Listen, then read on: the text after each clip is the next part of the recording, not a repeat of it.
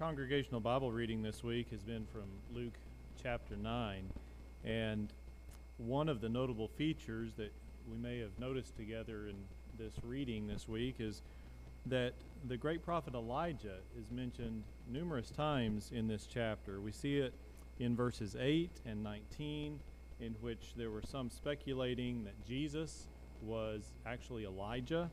In verses 29 through 31, we see an occasion in which Moses and Elijah met and spoke personally with Jesus.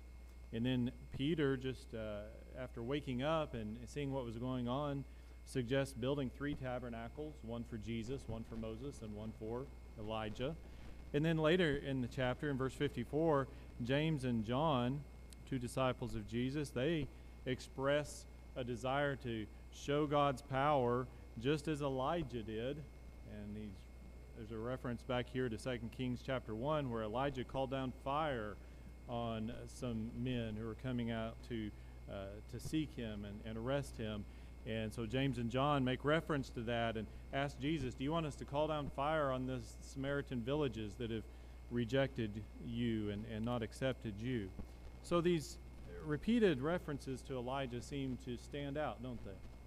Well, Elijah certainly was a great prophet, and we see by these repeated references that the Jews regarded Elijah as one of the most notable, if not the most notable, among the prophets that we read about in the Old Testament scriptures.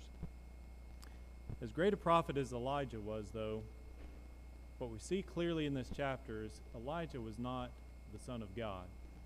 Elijah was not the one who was appointed to die as the ultimate sacrifice for men's sins. As we go back there to Luke chapter 9 and see in verses 18 through 20 where Jesus asked his disciples, who do the crowd say that I am? They answered and said, John the Baptist, but some say Elijah, and others say that one of the old prophets has risen again.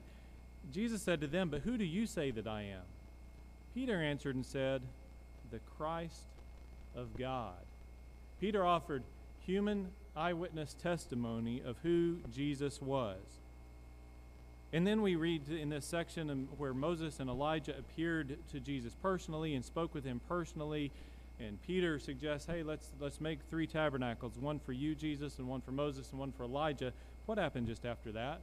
Well, we see in verse 34 that while he was saying this, a cloud came and overshadowed them. That's Luke 9:34. And they were fearful as they entered the cloud. And a voice came out of the cloud saying, this is my beloved Son. Hear him. So here in this same chapter, we not only have human eyewitness testimony, we have the testimony of God from heaven speaking, this is my Son. Hear him. And then later in the chapter, after James and John suggest that they might call down fire upon these Samaritan villages, Jesus turned to them in verse 55 and rebuked them and said, you do not know what manner of spirit you are of. For the Son of Man did not come to destroy men's lives, but to save them. And they went to another village. It says, Jesus himself testified that he had the power, the ability, and the willingness to save men. And so I ask you tonight, have you accepted that evidence? Are you impressed by the evidence, the testimony that is offered?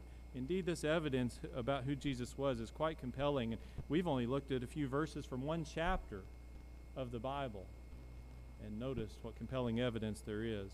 If you've not ever examined that, if you're not familiar with that, there are many of us here who'd be excited about the opportunity to study these things with you.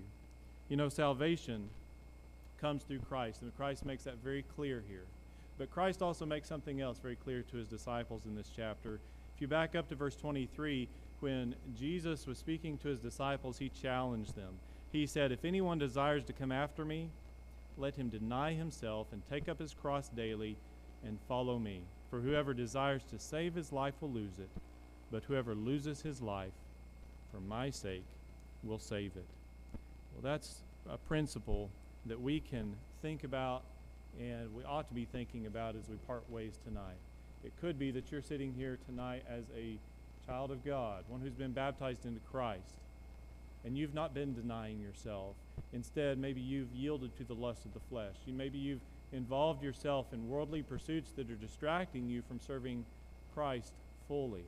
If that's the case, there's an opportunity right now for you to appeal to your brethren for prayers, maybe even for forgiveness if you sinned in some public way. It may be that you're not a child of God. You've never obeyed Christ. You've never put him on in baptism. This is your opportunity now to make that right, to become a child of God, to accept Christ as Lord and Savior and be baptized in his name. If you have these needs, we are excited to help you, and we'd ask you to make your need known by coming up here to the front as we stand and sing this song.